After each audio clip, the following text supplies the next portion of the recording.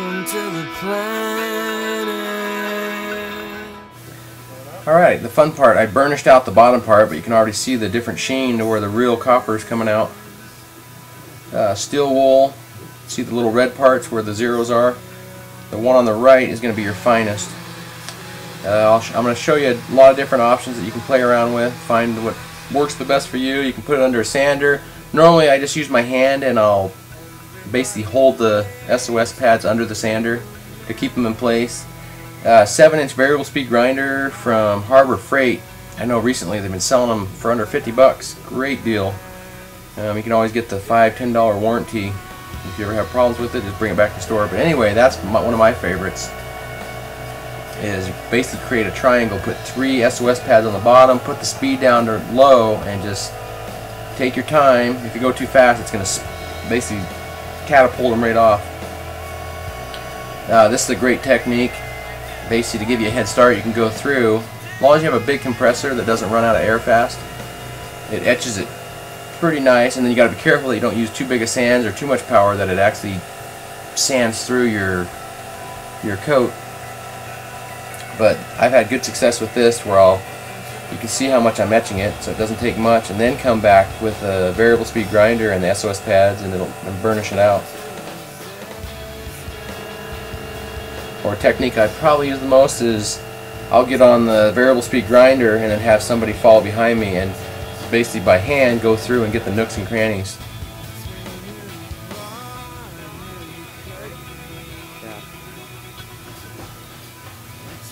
And then something else, you can patina it with the muriatic acid and let it just oxidize within 24 hours. It will oxidize overnight.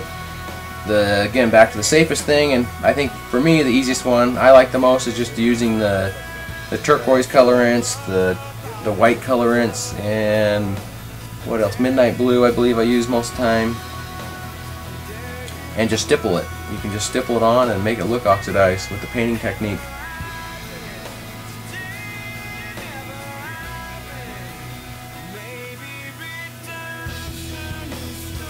There you go. That's a good little grinder just for everything, actually, even polishing the solid poured concrete.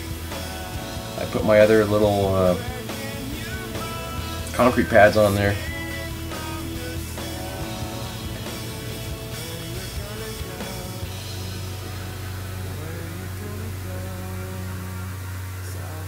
This is probably one of the best methods right here, is just don't try to get too much speed going, and just you got to keep it at a low speed so the pads stay under it, or the SOS pads stay under it.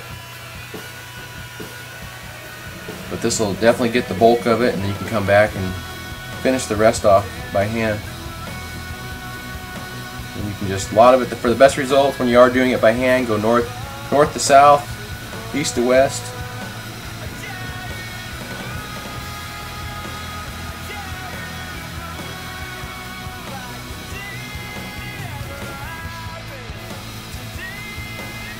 And all the hard stuff is done, and it's not really that hard. That last part was the fun part, when you start burnishing it out and really see it come to life. Now we're starting installing it, put new hinges on, put little knobs on it. And then once I hang them up there, the last thing will be to stipple it, or basically make it look like oxidized, get a little muscle flex there.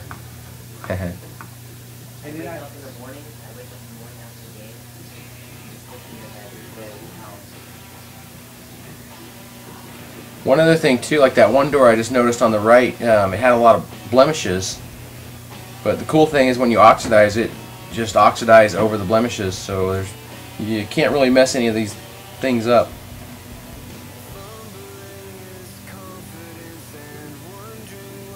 And when you do this, 2-inch brush works fine. You can use a 1-inch brush. I probably use a 2-inch chip brush the most. And use full strength siliconized acrylic. We sell little 4-ounce bottles of concentrate. But just pour about a quarter size out onto a paper plate or a bucket lid, dip your brush into it, and then try to daub off probably at least 75% or more of the paint. And then if you happen to push the brush onto the surface and you get too much paint, just rub it off with a clean towel or even your thumb. Just play around with it. I mean, a lot of it's common sense. You'll be able to see what looks like a painted look and what looks natural, but small amounts, and then stop every so often and force yourself to stop early and then stand back and look at it. But this is one of those things that you get caught up in it and it's very easy to overcolor.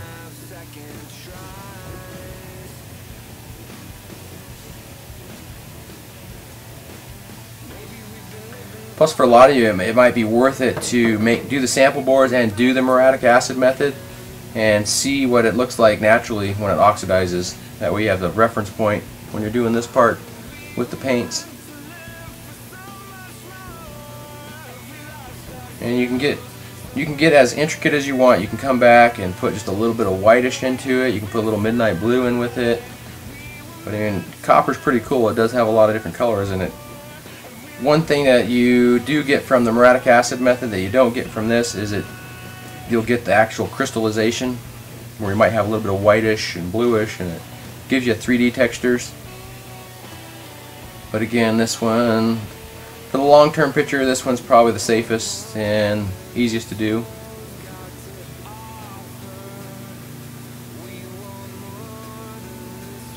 You can see the contrast between the two different textures, the door and then the backdrop part.